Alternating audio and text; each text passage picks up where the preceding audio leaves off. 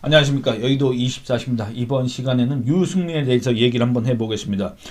제가 밖에 있을 때 이 기사를 보고 얼른 이 영상을 찍어야 되겠다 이런 생각을 했는데 귀가가 너무 늦어가지고 지금 늦은 시각에 이렇게 영상을 찍게 됐습니다. 여러분들 유승민이 국민의힘 전당대회에 출마할 뜻이 있다는 식으로 얘기한 거 아마 기사로 보셨을 겁니다. 유승민이 이런 얘기를 합니다. 뭐라 그랬냐.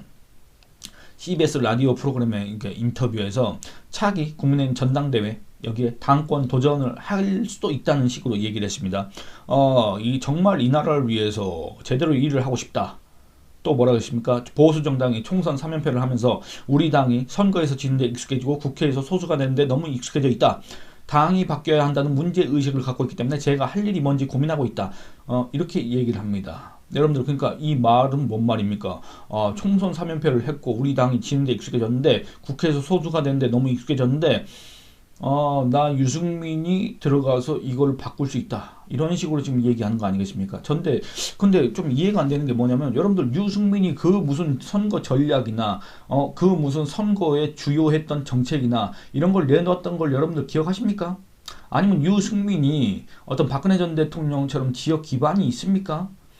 옛날 과거 DJ처럼 또는 YS처럼 지역 기반이 있는 사람입니까? 아니면 그런 정치력이 있는 사람입니까? 아니면 그를 따르는 국회의원들이 못해도 한 3, 40명 정도 있는 사람입니까? 그것도 아닌데 대체 유승민이 무슨 힘으로 무슨 아이디어로 국민의힘을 바꾸고 국민의힘이 이기는 정당으로 변모시킬 수 있다고 이렇게 얘기하는 것인가? 저는 이해가 안 됩니다. 여러분들 이해가 되십니까?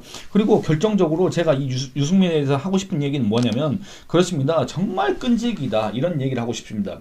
여러분들 유승민이라는 사람은 지금도 계속 자기가 뭔가 이 대안이 될 것처럼 자기가 이 국민의힘 또는 이 국민의힘 안에 유력 주자들이 있지 않습니까? 차기 대권 주자들이 있지 않습니까? 또는 지금 윤석열 대통령이 있지 않습니까? 이 사람들의 대안이라도 되는 것처럼 이렇게 자처를 하고 다니는데 정말 그 모습이 조금 더 세게 얘기하면 정말 그 꼴이 가관이다 이렇게 얘기할 수밖에 없습니다. 왜 그렇습니까? 여러분들 만약에 유승민이 정말로 그 정도의 실력이 있는 정치인이고 그 정도의 통찰력이 있는 정치인이고 그 정도로 어떤 지지를 받는 정치인이다라고 한다면 지금 저렇게 국민의힘에 굳이 미련을 둘 필요가 없지 않습니까? 여러분들 제가 지금 이제 나중에 여러분들하고 같이 한번 읽어보려 기사에 또는 다른 기사에 유승민을 소개하기를 뭐라고 소개하냐면 이렇게 돼 있습니다. 보수정당의 유력한 대권 잠룡이자 거물급 정치인으로 평가받는다 이렇게 얘기를 하는데 여러분들 이 평가에 동의하십니까? 대체 누가 유승민을 보수정당의 유력한 대권 잠룡이라고 얘기를 합니까? 잠룡입니다. 잠룡. 제가 잡룡이라고는 안 했습니다. 그러니까 여러분들 대체 그 누가 아니 더불어민주당 지지층 말고 조국 혁신당 지지층 말고 또는 이준석당 그 개혁신당 지지층 말고 국민의힘 지지층에서 대체 그 누가 보수정당의 유력한 대권 잠룡으로 유승민이라는 사람을 떠올릴 수가 있겠습니까? 이건 제가 나중에 여론조사 결과를 한번 살펴보도록 하겠습니다. 그리고 거물급이다. 글쎄 우리가 알고 있는 거물급과 뜻이 좀 다른 건가? 이런 생각마저 든다 그 말입니다. 근데 이 표현을 이 평가를 그대로 인용해가지고 한번 살펴보자 그 말입니다. 유력한 대권 잠룡이고 그 다음에 거물급 정치인이고 그리고 이 유승민 표현에 따르면 자기가 국민의힘 대표가 되면 뭐라도 될 것 마냥 이기는 정당이라도 만들 것 마냥 이렇게 얘기하는 그 유승민 아니 왜 국민의힘에 그렇게 미련을 두고 있습니까? 폐색이 짙은 국민의힘 변화 가능성이 없는 국민의힘 그 다음에 이 선거에서 지고 나서 정신을 차리지 못하는 국민의힘 대신에 유승민은 유승민 자기 정치를 하기 위한 새로운 둥지를 만들면 그만인 거 아니겠습니까? 그게 오히려 유승민의 정치 행보에 더 도움이 되는 일 아니겠습니까? 아니 생각을 해보시면 대선 주자 축에도 끼지 못했던 이준석 그 이준석조차도 개혁신당을 만들었지 않습니까? 그리고 지금 현재 이준석이가 지지율 한 2% 3% 정도 나오지 않습니까? 차기 대권주자 지지율. 근데 여러분들 그 이준석조차도 당을 만들어서 지금 쩌르고 다니고 있는데 유승민은 지금 이런 평가들 또는 이 국내인 밖에서 유승민을 이렇게 일부러 어떤 의도를 갖고 이렇게 고평가를 해주는 사람들 표현에 따르면 유승민처럼 그렇게 똑똑한 사람이었고 유승민처럼 그렇게 합리적인 사람이었고 유승민처럼 국민의힘을 살릴 사람이었고 유승민처럼 뭔가 이 중도층의 지지를 받는 사람이 없습니다. 그런데 그 정도의 사람이 왜 국민의힘에 계속 남아있습니까? 왜 계속 국민의힘의 당대표를 노리고 있습니까? 왜 배신자 소리를 들어가면서도 계속 거기에 그렇게 좀 나쁘게 얘기하면 그런 얘기들이 많이 들립니다. 질척거린다는 표현들이 있습니다. 유승민을 향해서. 왜 그런 모욕을 들어가면서까지 있습니까? 왜 욕심을 버리지 못합니까? 여러분들 유승민은 분명히 2022년 대선 도전이 자기 정치 인생의 마지막이 될 것이라고 분명히 공개적으로 얘기한 바가 있습니다. 그런데 아직까지도 지금 여의도를 떠나지 못하고 있습니다. 그 대선 경선에서 떨어졌습니다. 대선 본선에 나가지도 못했습니다. 2017년은 바른정당을 만들어서 대선 본선에 나갔지만 어쨌든 2022년 대선 경선에서 떨어졌고 그 뒤에 분명히 이 대선 도전이 자기 정치 인생의 마지막이라고 했는데 곧이어서 경기도지사 경선에 또 나갑니다. 또 떨어졌습니다. 그리고 그 이듬해 2023년 3월 달에 국민의힘 전당대회가 있었는데 거기에 나오니 많이 또 이렇게 기웃기웃거렸습니다. 그리고 이번에 2024년 총선에도 뭐 나오니 많이 뭐 유승민이가 나오겠다는 그런 얘기는 안 했지만 어쨌든 그런 냄새를 주변에서 피웠는지 안 피웠는지 모르겠지만 그런 얘기가 있었고 유승민 출마설 그리고 이번에는 심지어 전당대회에 또 나오겠다는 뜻을 밝혔지 않습니까? 아니 유승민 뭐 그렇게 미련이 많습니까? 저는 만약에 유승민이 과거에 이 정계 은퇴를 선언했다가 번복했던 김대중 정도 되는 사람이라고 한다면 저는 이해를 하겠습니다. 왜냐? 아깝지 않습니까? 김대중 정도 된다면 그 사람이 아깝다는 게 아니라 그 사람이 갖고 있는 정치적 자산이라는 게 아깝지 않습니까? 지역 기반이 있고 그 다음에 고정적인 콘크리트 민주당 지지층이 있었지 않습니까? 김대중은 호남 맹주였고 호남 사람들이 그를 원했고 그 다음에 민주당 지지층이 그를 원했지 않습니까? 그런 정치적 자산을 가진 DJ가 어떻게 정계 은퇴를 할 수가 있겠습니까? 당연히 돌아오지. 그래서 돌아왔지 않습니까? 그래놓고 왜 정계 은퇴를 한다는 약속을 어겼느냐 했더니 김대중이 그랬지 않습니까? 명언을 남겼지 않습니까? 자기는 약속을 어긴 게 아니라 약속을 지키지 못한 것뿐이다 이렇게 얘기한 거 아니겠습니까? 그러니까 한마디로 이 궤변이긴 한데 어쨌든 김대중 정도 되는 사람이라고 한다면 저는 이제 이해를 하는데 유승민은 왜 정치권을 떠나지 못합니까? 유승민은 왜 거의 무슨 지방령처럼 여의도에 그렇게 붙박이로 있습니까? 그럴 필요가 없지 않습니까? 우리가 봤을 때 객관적으로 유승민이라는 사람이 그렇게 아쉬워할 이유가 없지 않습니까? 유승민이 무슨 지지층이 있습니까? 유승민이 지역 기반이 있습니까? 유승민이 그 무슨 정치적 자산이 있습니까? 아무것도 없지 않습니까? 아니 이런 얘기하면 분명히 또 이제 반대 댓글 다는 사람들이 좀 있습니다. 뭐라고 하냐면 내가 유승민 지지자다 이렇게 얘기하는데 저는 현실 세계에서 유승민 지지한다는 사람 보지를 못했습니다. 그리고 제가 뒤에 여론조사 결과를 말씀드리겠지만 그 여론조사 그 결과 보지 않습니까? 유승민 지지한다는 사람들은 다 어떻게 국민의힘 소속 인사인데 그 지지한다는 사람들은 다 더불어민주당, 조국혁신당, 개혁신당 사람들인가 모르겠다 그 말입니다. 여러분들 이게 말이 되는 소리입니까? 그래서 항상 이 유승민에 대해서는 이 외부 세력 또는 적대 세력의 역선택에 의해서 뭔가 한자리 해보려고 하는 거 아니냐 이런 꼬리표가 계속 따라붙기 마련입니다. 그러면 유승민이 정말 정치를 하고 싶다고 한다면 이런 꼬리표를 떼야 되는데 그런 노력을 해야 되는데 그런 노력도 잘 안 보입니다. 그러니까 결국에는 유승민이 실제로 그걸 갖다가 원하는지 원하지 않는지 그거를 인식하고 있는지 인식하지 못하고 있는지 모르겠지만 유승민은 이 적대 세력의 외부 세력의 역선택 이 적대 세력의 국내인 분열 파괴 공작에 악용될 가능성이 상당히 큽니다. 그 사람이 당대표가 되는 순간 국민의힘은 분열에 휩싸일 수밖에 없지 않습니까? 국민의힘은 지지율이 폭락할 수밖에 없지 않습니까? 국민의힘을 그동안에 지지했던 고정 지지층이 다 사분 오열 이탈할 수밖에 없지 않습니까? 그렇기 때문에 국민의힘은 자동적으로 분열되고 자동적으로 파괴되고 자동적으로 붕괴 괴멸될 수밖에 없지 않습니까? 그렇기 때문에 유승민을 지지하는 거 아니겠습니까? 더불어민주당, 조국혁신당 이런 측에서 개혁신당은 원래 이준석 당이니까 뭐 유승민을 지지한다고 쳐도 그러니까 여러분들 한번 생각해 보시기 바랍니다. 이게 역선택입니까 아닙니까? 역선택이 아니다라고 지금 얘기하는 사람들이 있을 수도 있습니다만 그러면 반대로 얘기해 보면 그럼 그 정도 지지율을 가진 사람이 유승민 정도 되는 사람이 왜 신당을 만들지 못합니까? 이준석도 만든 당인데 왜 유승민은 못 만듭니까? 왜 유승민은 독자적인 세력 구축을 못합니까? 그 정도 되는 사람이 안 그렇습니까? 정치 경험이 없습니까? 아니면 창당 경험이 없습니까? 아니면 지금 역선택이 아니라고 하는 사람들 주장처럼 지지층이 없습니까? 지지율이 낮습니까? 지지율도 꽤 많이 나옵니다. 여러분들 뭐 동의하시지 않겠지만 지지율 수치 자체는 많이 나옵니다. 높게. 왜 못 만듭니까? 왜 그렇게도 국민의힘에 남아서 계속 자기가 뭐라도 한자리 할 것처럼 그렇게 얘기합니까? 저는 이게 이해가 안 된다 그 말입니다. 뭔 선거 때만 되면 자기가 그 무슨 대단한 사람인 것 마냥 뛰어나와가지고는 그렇게 얘기를 하고 다닙니까? 이게 대체 무슨 일입니까? 저는 이해가 안 됩니다. 그러니까 이거 역선택이 아니다라고 주장하는 사람들은 정말 거기에 따른 객관적이고 합리적이고 정말 수긍 가능한 그런 근거를 제시해야 된다. 이런 얘기를 하면서 이제 기사를 잠깐 읽어보고 여러분들하고 얘기를 다시 이어가 보도록 하겠습니다. 유승민이 그러니까 이렇게 얘기를 합니다.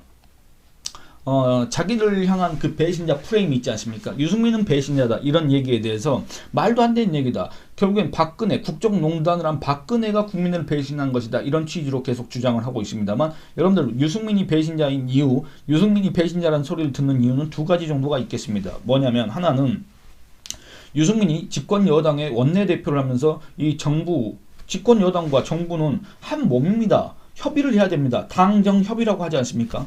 그때 당시에 이제 당정청. 근데 이 집권 여당의 원내대표가 이 정부와의 협의 없이 이 야당과 야합 또는 합의, 좋게 말해서 합의, 나쁘게 말하면 야합을 해가지고 국회법 개정안을 추진했습니다. 그 국회법 개정안은 뭡니까? 바로 이 행정부의 권한을 입법부에 예속시키는, 종속시키는 그런 발상을 했다 그 말입니다. 이거는 우리나라 헌법에 규정된 삼권 분립의 원칙에 위배되는 그런 행동입니다. 왜 그렇습니까? 행정부, 정부는 행정권, 집행권 이런 고유의 권한을 갖습니다. 입법부는 이거를 견제, 비판, 감시를 할 수 있을 뿐 그걸 갖다가 우리가 직접적으로 통제하겠다라고는 할 수가 없습니다. 이게 바로 삼권 분립의 원칙이지 않습니까? 근데 그때 당시에 유승민이란 사람이 야당과 야합 또는 합의를 해가지고 추진하려고 했던 국회법은 뭡니까? 이 정부의 시행령 개정권 있지 않습니까? 개정안 이것조차도 국회의 심의를 받아야 된다. 이런 취지의 국회법 개정을 시도했다 그 말입니다. 이거는 한마디로 정부 너네가 할 수 있는 건 아무것도 없어. 다 국회의 허락을 받아야 돼. 지금 이 소리를 했던 겁니다. 사실은. 이게 바로 배신의 정치입니다. 무슨 배신의 정치입니까? 이 바로 대한민국의 근간 규범이라고 하시는 헌법에 대한 배신이요. 그 헌법에 규정되어 있는 그 주권자가 누굽니까? 그 주권자인 국민에 대한 배신입니다. 왜냐? 그게 바로 헌법 정신이기 때문에 그렇습니다. 그렇기 때문에 박근혜 전 대통령이 그때 당시에 유승민의 이런 행태를 가리켜서 배신의 정치라고 했던 겁니다. 배신의 정치를 심판해달라고 했던 게 바로 그겁니다. 유승민 자체가 배신자라는 소리가 아니라 유승민 그 사람 또는 그 일부 소수가 이 헌법 정신과 배치되는 그런 짓들을 한 그 자체가 배신이다. 국회법 개정안 그 자체가 배신이다. 그 소리를 한 겁니다. 그리고 두 번째는 이 박근혜 전 대통령과 관련해서 야당의 공세가 심해지고 소위 말해서 최순실 국정농단 의혹이 있었지 않습니까? 그런데 여러분들 그 뒤에 박근혜 전 대통령이 실제로 검찰에 의해서 기소가 되고 그리고 재판을 받고 그리고 유죄 확정 판결을 받았다. 이거는 이미 대통령직에서 물러난 뒤의 일입니다. 그럼 대통령직에서 물러나기 전에 대통령직에 있을 때 탄핵 소추를 받기 전에는 박근혜 전 대통령과 관련해서 그 무슨 증거가 하나라도 나온 게 있습니까? 다 언론 보도, 의혹 제기, 그 의혹도 상당수가 근거 없는 카더라, 썰 이런 거 아니었습니까? 그때 당시에 국회에서 박근혜 전 대통령 탄핵 소추를 한 그걸 보면은 무슨 객관적이고 확정적인 근거가 없습니다. 다 거의 언론 보도 짜깁기로 한 겁니다. 그런데 그때 당시에 집권 여당이면서 그 소속된 인사이면서 그걸 갖다가 새누리당 의원들이 이렇게 단합을 해가지고 이 난국을 어떻게 헤쳐나갈 것인가 이런 해법을 모색했다면 상황이 좀 달라졌을 수 있다고 생각합니다. 근데 그때 당시에 자기 당 소속 대통령을 갖다가 탄핵 소추하는데 앞장섰던 그걸 갖다 더불어민주당 박지원 측하고 이렇게 협의를 했던 그 사람이 누굽니까? 바로 김무성이고 그 앞장섰던 사람이 누굽니까? 탄핵 소추를 앞장섰던 사람이 누굽니까? 바로 유승민입니다. 그렇기 때문에 배신자라는 소리를 듣는 겁니다. 무슨 배신입니까? 이것도 이 박근혜 전 대통령을 뽑아준 그 국민들에 대한 배신이요. 그 다음에 그때 당시까지 새누리당을 지지했던 그 당원과 지지층에 대한 배신이요. 그 다음에 이 같은 새누리당 의원들에 대한 배신이요. 박근혜 전 대통령에 대한 배신이라는 거는 상당 부분 후순위로 밀릴 수밖에 없습니다. 그게 유승민과 박근혜와 유승민 요 사이가 우리 국민들한테 중요한 게 아니기 때문에 그렇습니다. 박근혜 전 대통령을 배신했다는 얘기가 아닙니다. 유승민한테 하는 얘기는 이 보수를 괴멸시켰다. 보수 자멸을 조장했다. 유도했다. 이게 바로 배신이다. 이런 소리를 듣는 겁니다.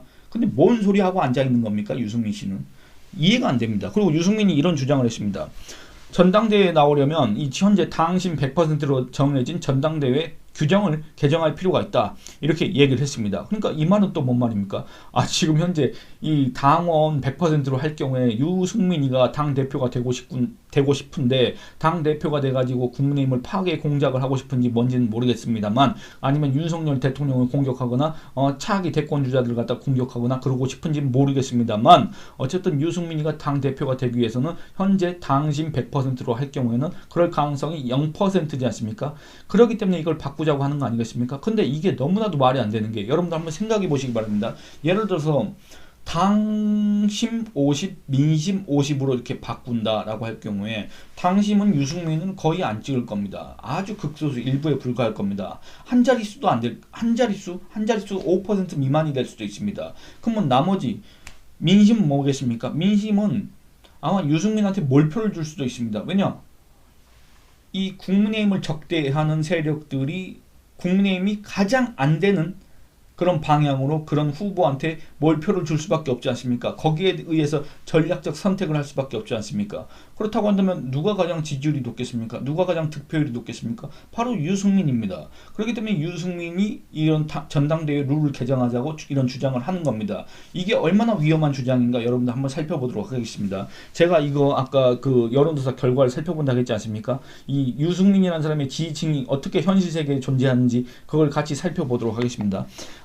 두 가지 정도를 살펴보도록 하겠습니다. 먼저 한국갤럽 여론조사 결과를 살펴보겠습니다. 이게 원체 여론조사 결과가 글자가 작아가지고, 이게 4월 3주차 한국갤럽 여론조사 결과입니다. 4월 16일부터 18일까지 조사한 거고, 전국 성인 남녀 1000명을 대상으로, 그리고 표본 오차는 플러스 마이너스 3.1%포인트입니다. 여기에서 차기 대선 주자 지지율을 조사를 했습니다. 지지율을 조사했는데 웃긴 건 뭔지 아십니까? 여러분들 이 한국갤럽의 조사 방식은 자유응답입니다. 그러니까 귀하는 앞으로 우리나라를 이끌어갈 정치 지도자, 즉 장래 대통령감으로 누가 좋다고 생각합니까? 라고 묻고는 어떤 보기를 나열하지 않습니다. 그냥 응답자가 생각하는 사람을 얘기하도록 그렇게 유도를 합니다. 그러게 했더니 뭐 이재명 24, 한동훈 15, 조국 7, 이준석 3, 홍준표 3, 원희룡 2, 오세훈 1, 안철수 1, 유승민은 없습니다. 기타 인물 5 해가지고 그 혹시 거기에 포함이 됐는지 안 됐는지 모르겠지만, 앞서서 제가 오세훈, 안철수 1, 1 이렇게 말씀드렸지 않습니까? 그렇다고 한다면 유승민이 이 기타 인물에 포함되어 있어도 지지율 자체가 1%도 되지 않는 자다, 이렇게 얘기할 수 있습니다. 한국갤럽 기준으로.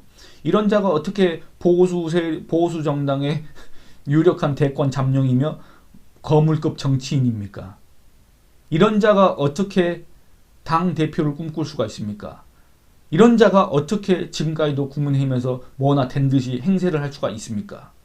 여러분들, 이런 자가 어떻게 국민의힘을 어떤 리더십으로, 어떤 힘으로 바꿀 수가 있습니까? 아니, 그 누구의 지지도 받지 못한 사람이, 정치인이, 지지율이 없는 정치인이 그 무슨 힘으로 국민의힘을 바꿉니까? 이게 말이 안 되는 거 아니겠습니까? 그리고 유승민의 지지 분포를 한번 살펴보겠습니다. 한길 리서치의 여론조사 결과입니다. 이게 언제 거냐면 이 총선 직후에 실시된 겁니다. 4월 13일부터 15일 이렇게 3일 동안 전국 성인 남녀 1004명을 대상으로, 그리고 표본 오차는 플러스 마이너스 3.1%포인트입니다. 이걸 보시면 여러분들 아마 이거 깜짝 놀라실 겁니다. 뭐냐면 여러분들 이걸 살펴봐야 됩니다. 유승민은 과연 누구의 지지를 받느냐. 유승민, 아니 여러분들 가장 중요한 게 뭡니까? 유승민이가 나중에 어떻게 될지 모르겠지만, 유승민이가 실제로 대선 주자가 된다고 한다면 국민의힘에서 대선 주자가 될 가능성이 그래도 한, 다른 데는 0%, 국민의힘 대선 주자가 될 가능성은 한 0.5%, 이 정도는 되지 않겠습니까? 그럼 그걸 인용해서 살펴보겠습니다. 국민의힘의 지지, 국민의힘 지지층의 지지를 먼저 받아야 되지 않겠습니까? 근데 국민의힘 지지층은 유승민에 대한 지지율이 얼마냐면 3.3%에 불과합니다. 3.3%. 제가 잘못 읽은 거 아닙니다. 3.3%입니다. 그리고 더불어민주당, 그러니까 여러분들, 그러니까 유승민이가 11.1%를 받았지 않습니까? 이 11.1을 이제 100으로 따져 보면 그 중에 3.3이 국민의힘 지지층의 지지율이고, 더불어민주당 16.8, 조국 혁신당 20.9, 개혁신당 10.1, 개혁신당 이준석 당입니다. 새로운 미래 이낙연 씨가 만든 당입니다. 11.8, 기타정당 14.1, 무당층 9 이렇습니다. 그러니까 결국에는 국민의힘 지지층을 제외한 다른 그런 세력들이 거의 그 유승민 지지율의 96% 정도를 차지한다. 국민의힘 지지층으로부터 받는 지지율은 불과 3.3에 불과하다. 그러니까 11.1에 제가 잠깐 계산해 보겠습니다. 여러분들 11.1%에 3.3%면 100분율로 따지면 이 전체 여론조사에서 아까 유승민이 11.1이었지 않습니까? 여기에서 차지하는 비율이 얼마냐면 0.3663에 불과합니다. 이 정도의 국민의힘 지지를 받는 이 사람이 보수 정당의 유력한 대권 잠룡이고 그 다음에 거물급 정치인입니까? 이거를 우리가 알아야 됩니다. 이런 표를 우리가 분석할 줄 알아야 됩니다. 우리가 이런 언론 매체 또는 이런 특정 속셈 의도를 가진 이런 정치인들의 가스라이팅에 넘어가지 않아야 됩니다. 그리고 그 뒤에 나온 걸 살펴보겠습니다. 귀하께서는 차기 국민의힘 당대표로 다음의 인물 중 누가 가장 적합하다고 생각하십니까? 이렇게 나옵니다. 권성동 1.6, 권영세 3.2, 김태호 6.5, 나경원 18.2, 안철수 9.9, 유승민 24, 윤상현 2.4, 주호영 4.2, 기타 인물 10.1 이렇습니다. 여러분들 여기에는 지금 한동훈 전 위원장이 없습니다. 그 점을 감안하셔야 됩니다. 유승민이 24가 나왔습니다. 이 여론조사 결과대로라고 한다면 유승민이 1등이고 그 다음에 오차범위 밖에서 나경원이 2등입니다. 그러니까 유승민을 지금 상대할 사람이 사실은 없습니다. 그렇지 않습니까? 나머지 사람들이 어떻게 이합집산 연합을 해가지고 유승민에 대항을 해야 될 정도입니다. 그렇지 않습니까? 그럼 유승민을 또 지지하는 사람들은 또 어디겠느냐 살펴봤습니다. 여러분들 유승민, 더불어민주당 30.3, 조국혁신당 49.3, 개혁신당 25.4, 새로운미래 24.6, 진보당 12, 그리고 기타 정당 23.6, 무당층 27.3 이렇습니다. 그러니까 여러분들 이 국민의힘 지지층은 7.8%만 전체의 77.8%만 유승민이가 차기 당 대표다 이렇게 생각을 하고 있고 더불어민주당 지지층은 3명 중 1명이 유승민을 차기 당 대표로 꼽았고 그 다음에 조국혁신당은 거의 절반이 유승민을 꼽았고 개혁신당도 4명 중 1명이 꼽았고 진보당도 12%니까 한 10명 중 1명이 꼽았고 새로운 미래도 24.6%니까 4명 중 1명이 유승민이가 국민의힘 차기 당대표로 적합하다 이렇게 얘기했다 그 말입니다. 다시 말씀드리지만 국민의힘 지지층은 17.8% 전체 100%의 7.8%만 10% 미만만 유승민이가 차기 당대표로 적합하다 이렇게 얘기를 했다 그 말입니다. 근데 전체 지지율은 유승민이가 1등입니다. 24%로. 이런 상황이다 그 말입니다. 여러분들 이게 역선택입니까 아닙니까? 여러분들 이게 더불어민주당, 조국혁신당, 개혁신당, 진보당 이런 정당들이 국민의힘이 망하길 바라는 겁니까 아닙니까? 여러분들 이런 외부의 역선택에 의존해서 국민의힘 당대표가 되려고 하는 그 자가 여러분들 정말 제대로 된 정치를 할 수가 있겠습니까? 제대로 된 개혁을 할 수가 있겠습니까? 제대로 된 혁신을 할 수가 있겠습니까? 아니면 보수 세력을 결집할 수가 있겠습니까? 아니면 차기 선거에서 승리를 도모할 수가 있겠습니까? 대체 그 무엇을 할 수가 있겠습니까? 아니면 국민의힘이 망하게 하는 그런 촉매 역할을 하겠습니까? 여러분들 그 의견 한번 댓글로 남겨주시기 바랍니다. 이렇게 여러 가지 얘기를 하다 보니까 상당히 시간이 많이 흘러서 갑자기 이렇게 영상을 끊게 되는데 여러분들 유승민에 대한 의견 많이 남겨주시고 그리고 여러분들 만약에 제가 이 언급했던 여론조사 결과 있지 않습니까? 이게 궁금하시면 중앙선거 여론조사 심의위원회에 들어가셔서 표를 한번 확인해 보시기 바랍니다. 제가 말씀드린 거는 정말 요만큼의 거짓도 없습니다. 있는 그대로 말씀드렸습니다. 여러분들 그렇기 때문에 지금 이 국민의힘이 패배하고 국민의힘이 지금 현재 위기에 처해 있고 이 윤석열 정권 자체가 지금 현재 상당히 궁지에 몰렸지 않습니까? 그런 와중에 이 지금 약간 심리적으로 상당히 불안한 그다음에 이 타격을 입은 이 국민의힘 지지층 또는 보수 세력 또는 우파 세력 이 혼란상을 틈타서 또 이런 식으로 가스라이팅을 하는 세력들이 분명히 있는데 여러분들 이 가스라이팅에 넘어가지 않으려고 한다면 이런 사실관계를 정확하게 알아야 됩니다. 이런 통계 수치를 우리가 분석할 줄 알아야 됩니다. 그래야 그런 자들의 선전선동에 넘어가지 않습니다. 이 점을 마지막으로 다시 한 번 더 강조하면서 이 영상 마치도록 하겠습니다. 감사합니다.